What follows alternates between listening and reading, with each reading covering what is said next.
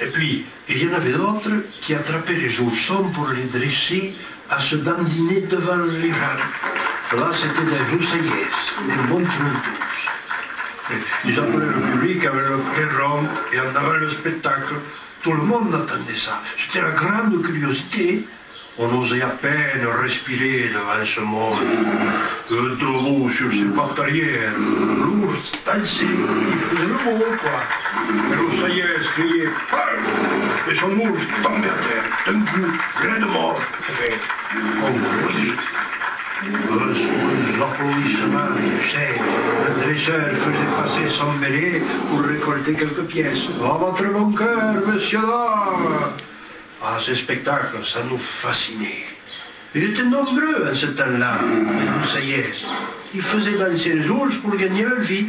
À moitié colporteurs, ils vendaient leurs marchandises de ferme en ferme et ils menaient leurs ours de village en village. Et il y en a qui partaient d'Hercé dans le Couserans et qui faisaient le tour de France, le tour du monde même, jusqu'aux États-Unis. Tu imagines ces pauvres ours, si loin de leurs montagnes Pyrénées, dans la ville de l'Empire State Building. Allez, drôle, la représentation est finie. Ce serait pas l'heure d'aller à l'école par hasard?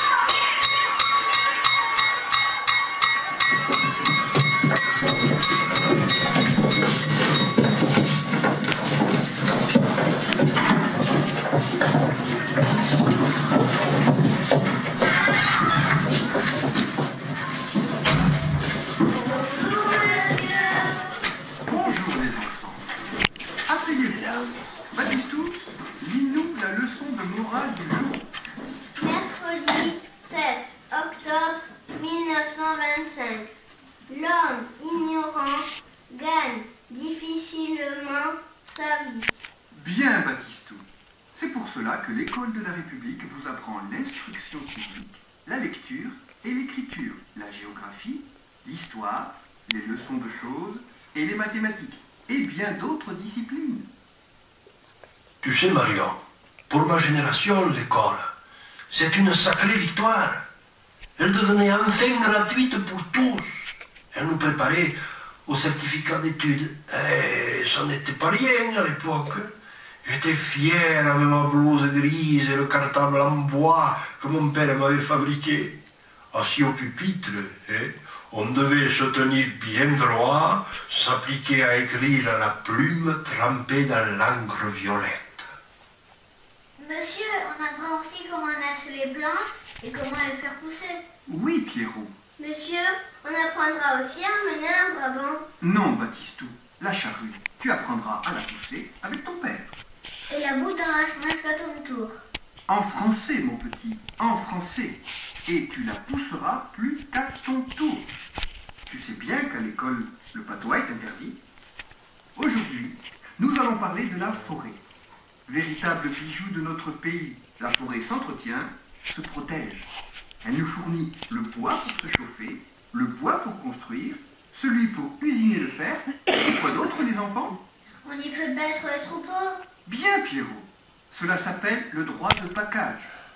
Au siècle dernier, le gouvernement a essayé d'abolir ce droit, c'est-à-dire de l'empêcher. Et il a eu fort à faire avec les bergers dans la région de Massac. Je peux vous le dire. Les pâtres se sont battus pour récupérer leurs droits.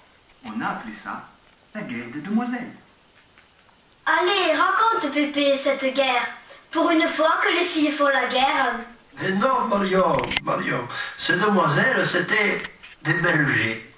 Ça s'est passé en 1829, l'année où le roi Charles X a voulu interdire la forêt aux bergers de la Liège. Il a tout réglementé. La chasse, la pêche, la cueillette. Il a empêché le ramassage du bois et par-dessus tout, il a voulu interdire le pâturage. Tu imagines? Depuis toujours, les bergers allaient faire paître leurs troupeaux comme ils voulaient. Ils étaient chez eux dans ces forêts, je ne te dis pas. Hein. Le sang de nos patres liégeois s'est mis à bouillir d'un coup. Et alors, déguisés en femmes, le visage noirci de suie, ils ont attaqué les gardes forestiers. Eux, ils te les ont bastonnés. Bon, mais sans jamais les tuer, hein, notre bien. Et cachés dans les montagnes, protégés par la population, ces demoiselles se sont rebellées comme ça jusqu'en 1832. Et même plus tard, jusqu'en 1872, contre les maîtres de forge qui pillaient la forêt. Et tu vois, je les comprends, ces bergers. Moi aussi, j'ai fait le berger. Quand je n'allais pas à l'école, petite, j'étais au champ ou à garder le troupeau.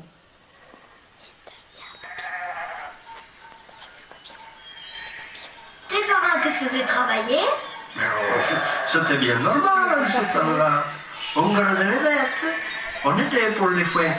Personne n'y trouvait à redire. Mais on apprenait la vie et un métier. Mais après, tu as été à l'usine. Tu n'as pas fait berger. C'est vrai. Mais j'avais appris à travailler. Et puis, j'aimais bien garder les bêtes. L'été, j'étais partout. Nous étions plusieurs à monter les troupeaux dans les montagnes. L'herbe est meilleure et c'est bon pour le lait des brebis et des vaches. C'était nos vacances, nous. Hein. Des riches propriétaires qui avaient des troupeaux nous louaient pour tout l'été. Ils vous louaient comme on loue des skis? Oui, enfin, si tu veux. On passait 3 mois là-haut dans la montagne et on descendait 4 drôles le dimanche. On dormait dans l'orge, une sorte de cabane de pierre. On amenait aussi des poules pour avoir des œufs. Les gens du village nous portaient des livres. C'est le pain, hein, surtout, qui nous manquait, le jambon. En redescendant, ils emportaient le beurre et le fromage que les bergers fabriquaient.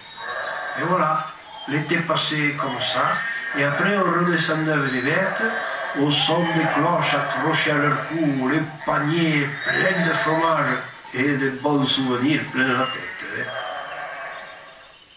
Baptistou, tu viens? On va voir s'il y a des cèpes.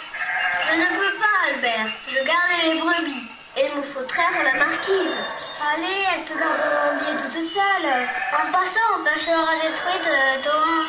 Viens, tu la trairas après, ta marquise. Non, il faut que je reste ici, à Lysiat. Oh, le trouillard, il a peur de se faire attraper. Oh, le trouillard.